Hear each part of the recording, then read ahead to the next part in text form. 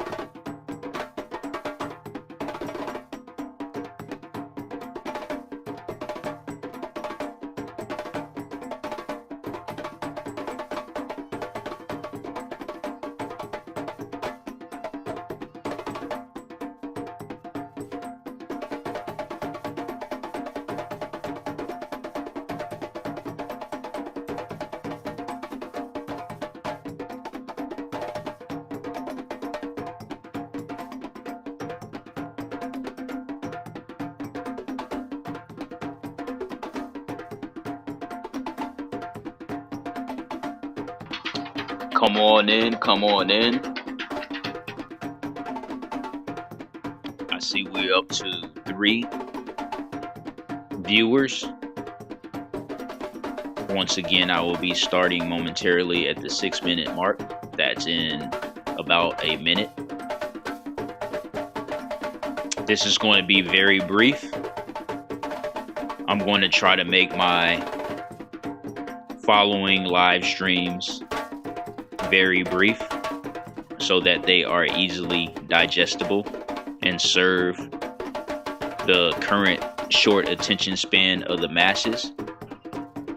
So sit back, we will start around the 6-minute mark.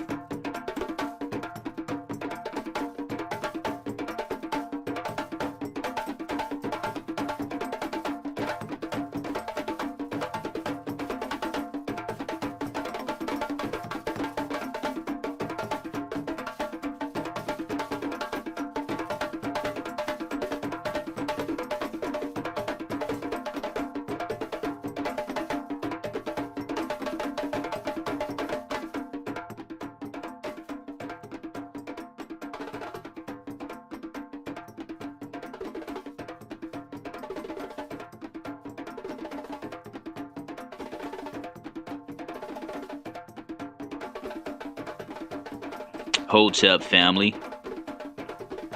So, as I said, this live stream will be about the problem with peer review and consensus. Today, I'm going to identify what is known as hedging in academics. I'm going to give you some examples of peer review and consensus as far as failures are concerned. I'm going to also show examples of hedging in Egyptology, and I'm going to go through some visuals that are satire. That way they can get through to you. Since we have such a short attention span, I am going to use another methodology to try to get through to you. And satire works.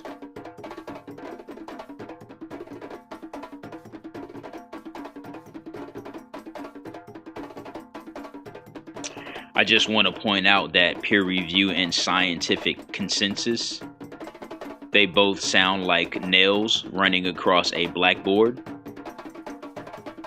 Peer review and scientific consensus is nothing but authority dressed in white lab coat and tan suits. And that's just so symbolic of peer review and consensus, because that's definitely what you think about. White lab coats and tan suits.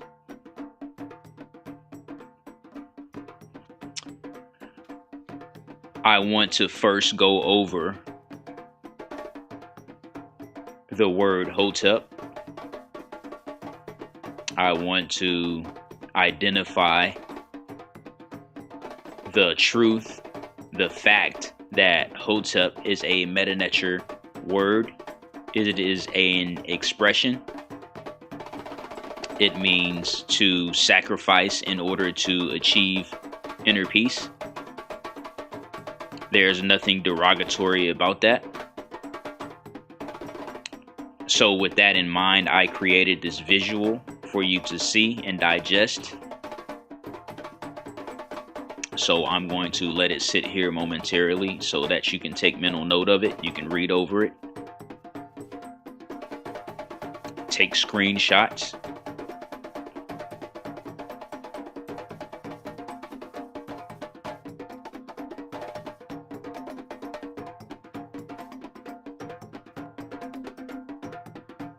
As you can see,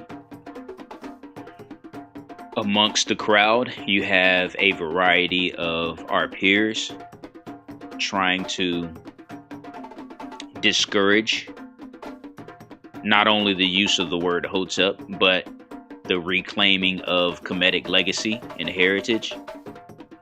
And in this image, we have an example of one aspiring Hotep who is seemingly discouraged, and we have another aspiring Hotep who is taking the criticism and the weaponization of the word Hotep with a grain of salt, as he should.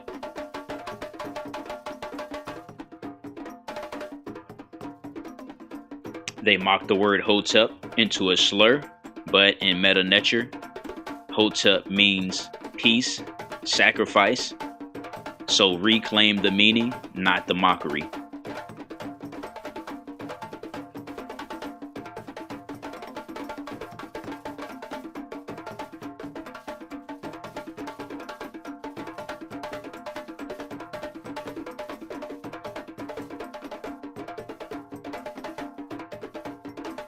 I want to also identify the fallacy that is known as appeal to authority.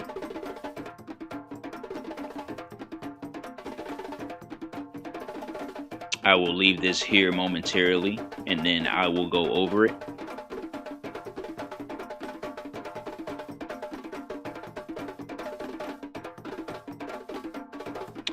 To let it be known that when a debater or a scholar is relying on peer review, he is in fact committing the appeal to authority fallacy. This is especially the case if he is over reliant on appeal to authority in the peer review system without reviewing any primary text or primary evidence. So I want to leave this here. Appeal to authority. The problem with peer review says.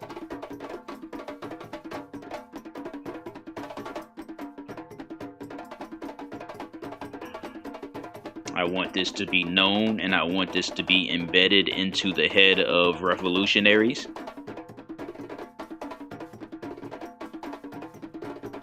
I'm going to go over some examples of appeal to authority.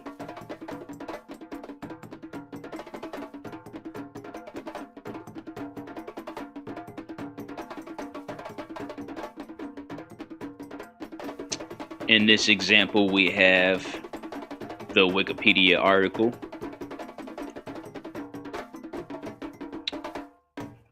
The title of the article is The Ancient Egyptian Race Controversy.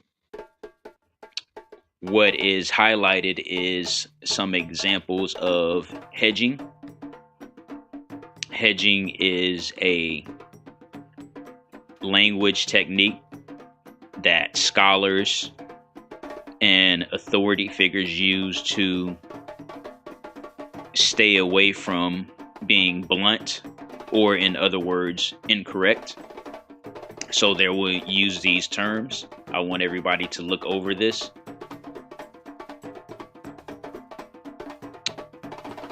When I give an example of appealing to authority, this is the problem that you run into. You formulate your arguments and your conclusions based on hedging terminology in academic publications. And this is one of many reasons why it's important to review physical evidence and primaries rather than just articles, no matter if they are peer-reviewed or not.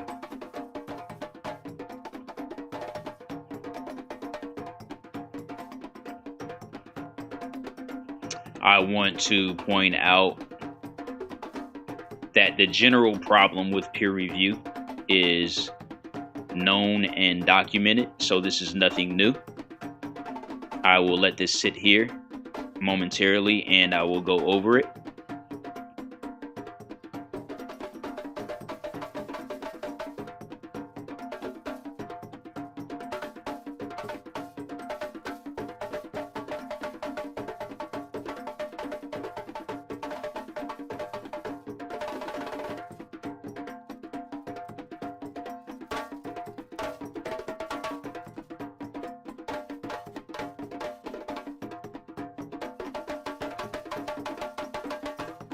As you can see, there are several problems with peer review.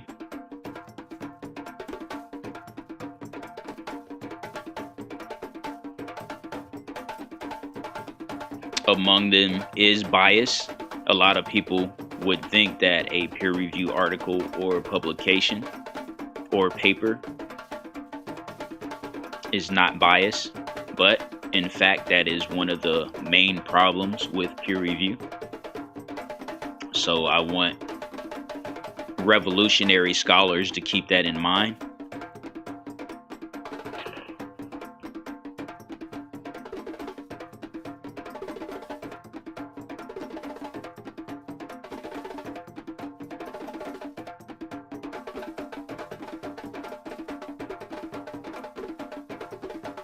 I want to show some more examples of documented problems with peer review. This is in every arena, not just in Egyptology and the study of Kemet. Problems in peer review exist in economics, medicine, politics. I want it to be known that the people who worked and served as experts in connection to peer review give testimony about the problems within peer review. So as we see this, we begin to see why I'm building the foundation that is Hoteps are better scholars than Egyptologists.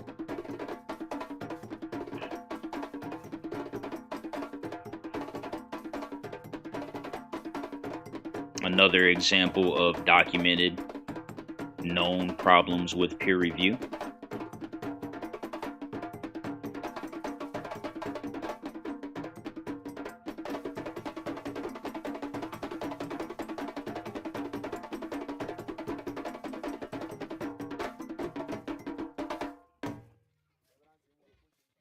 Here is an example of when peer review was wrong.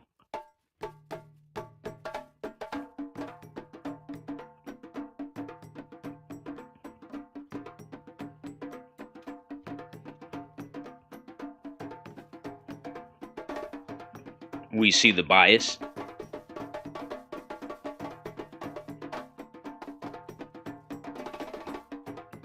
Just recently, Mansa Hercules did a presentation that was titled "Science is Racist." And we begin to see why science is racist when you have a peer review and consensus institution that does not want to acknowledge the scientific prowess of Kemet.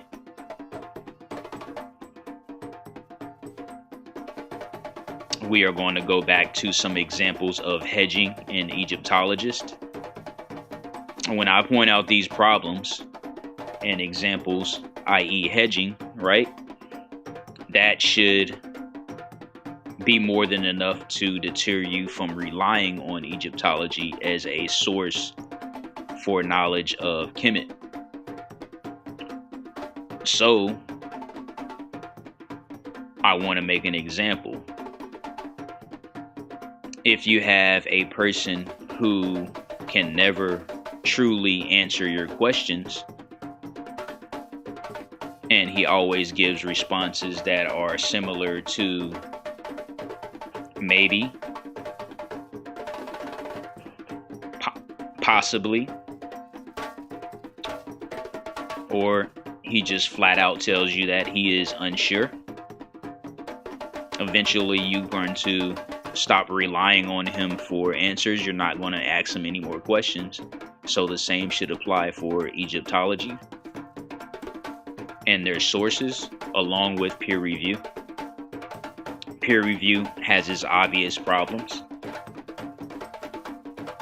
I want to go back to the example of hedging in the Wikipedia article titled "Ancient Egyptian Race Controversy." I want to also highlight and make it be known that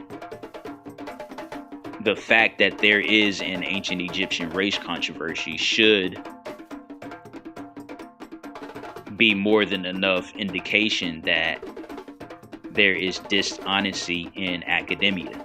This controversy is in academia. So just by revealing this should be more than enough. And just to let you know, there are experts who agree with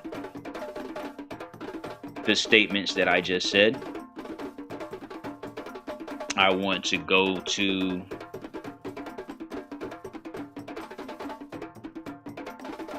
the website that is called ARCE, American Research Center for Egypt. They are honest when it comes to their reconstruction of the Kemetic legacy. They are not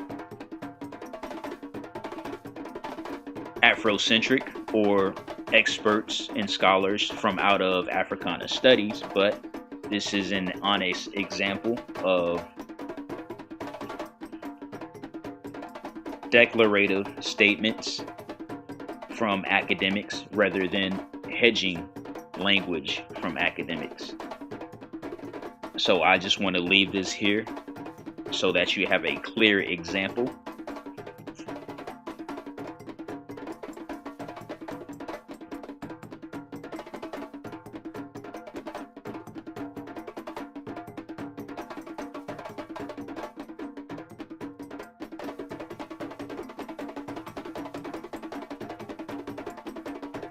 I want to make note of another example of hedging within academics and scholarly resources that are on the World Wide Web. This is from, again, Wikipedia. And I want to let you know that Wikipedia is a reliable fact-gathering source on the World Wide Web, but you still have the responsibility of doing your due diligence and verifying its claims. No one should ever stop their analysis at Wikipedia. I want everybody to focus on the hedging key. On the right, you have clear examples of hedging.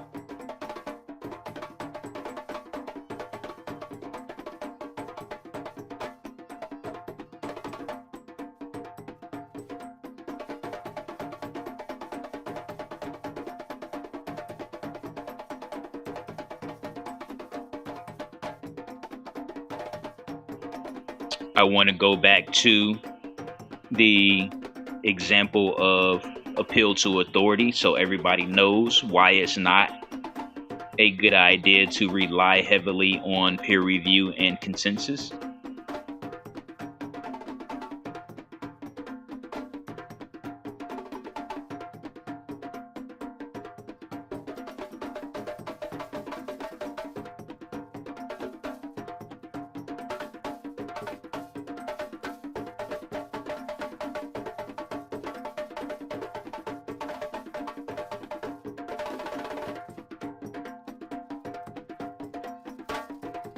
So, since I exposed the fault and bias of peer review and consensus, of course, the question now becomes, who is legitimate and trustworthy for teaching history? And of course, the topic matter is African history. But first, let's take a look at American history.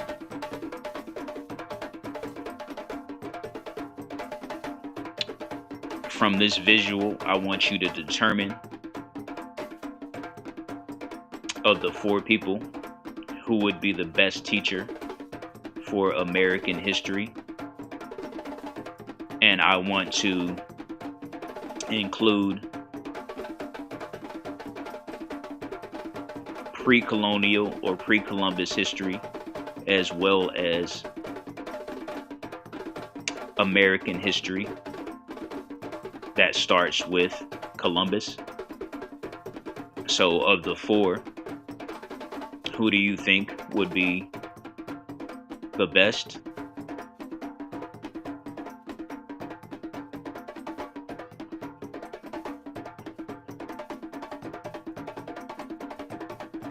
We're also going to take a look at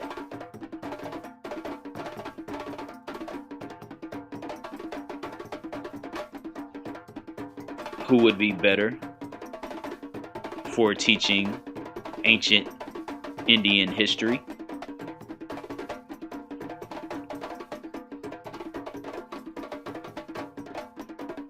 Of the four examples, who do you think would be the best teacher or the most reliable teacher of Indian history?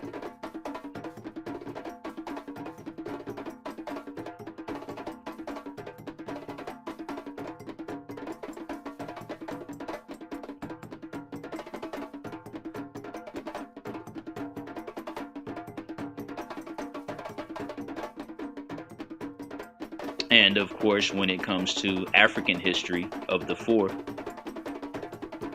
who are we going to determine who is the best and most reliable teacher of African history?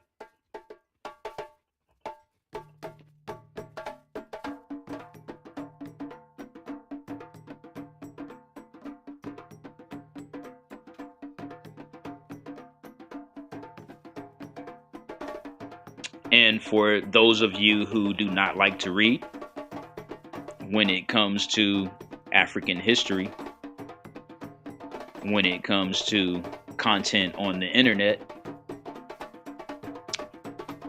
and textbooks, of the four people, who do we think is the most reliable teacher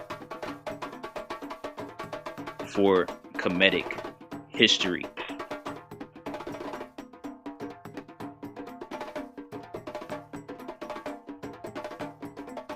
And now you should see and realize why Hoteps are better than Egyptologists.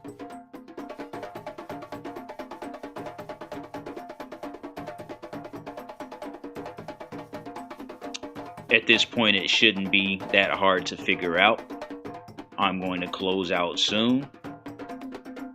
As I said before, I was intending on keeping this live stream short.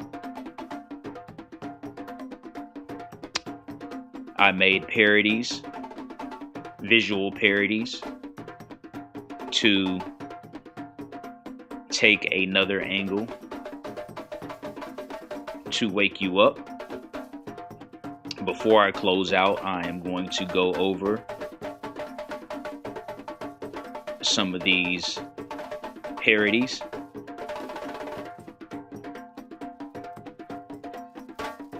I want to let it be known that a couple of months ago on a panel, the question was brought up, and of course there was a challenge about the meaning of the word Kemetic, and a guest came on the panel and asked AI to give the meaning of the Kemetic, and what you see here is how the AI responded. So I want everybody to keep this in mind.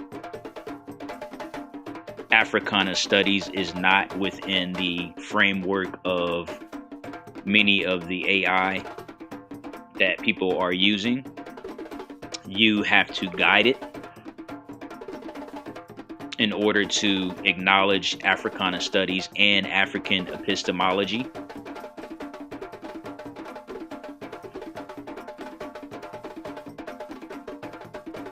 Here is another visual parody of peer review. And of course, they're hedging. when it comes to African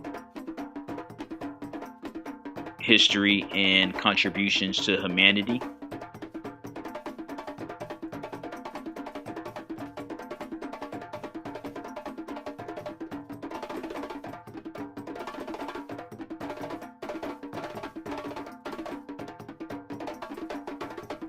Here is another parody that I did with a Star Wars theme. If you guys are already aware anyway, a lot of the science fiction fantasy that is brought into theater by Europeans is based on Africa and Kemet. So here you have a Jedi like Hotep. Click that versus a Palpatine Darth Sidious peer review / consensus institutional authority. So again, you should know and realize the problem with peer review through satire.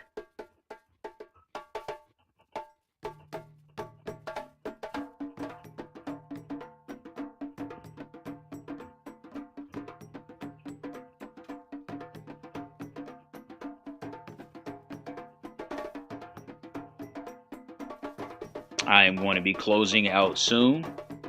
So if you have any questions, I see there are some people in the live chat. Please feel free to ask them. Again, I'm going to be closing out soon. If you missed the live stream and have questions, definitely feel free to drop them in the comment section.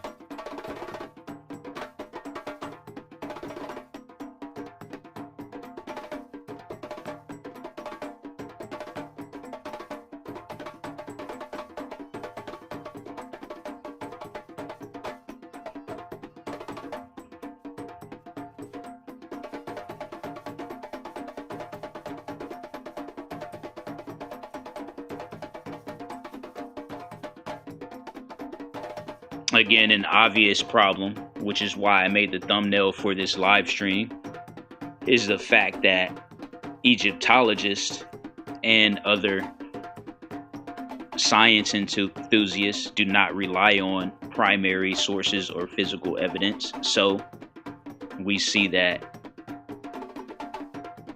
we have peer review and consensus that does not fully agree with the primary physical evidence.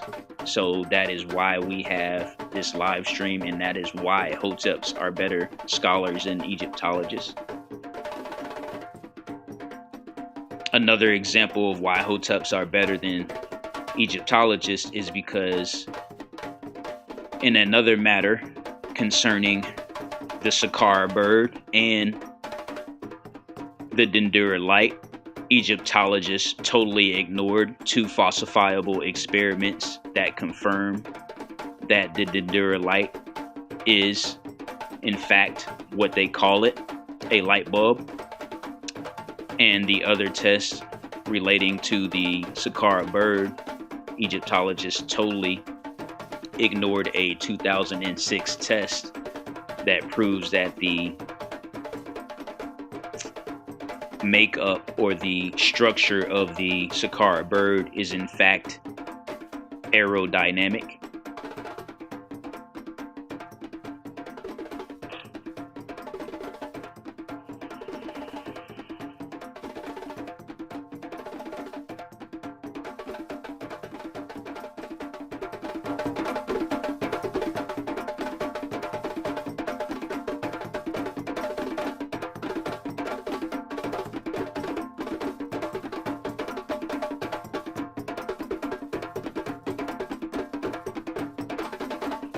Like, share, and subscribe. I will be ending this soon.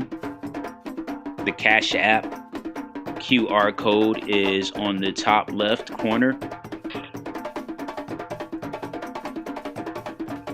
The actual Cash App is on the bottom scrolling if you do not have access to the QR code.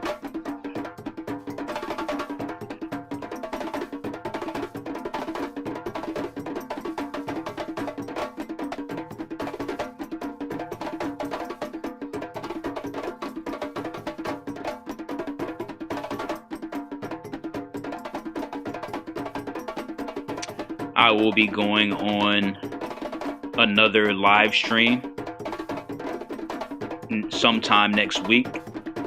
Topic matter is unknown, but again, if you have suggestions or questions about topic matters, anything that you want covered, feel free to message me.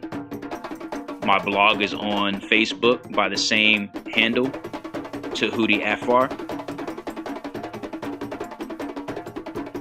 You can leave a comment if you have any questions. So until then,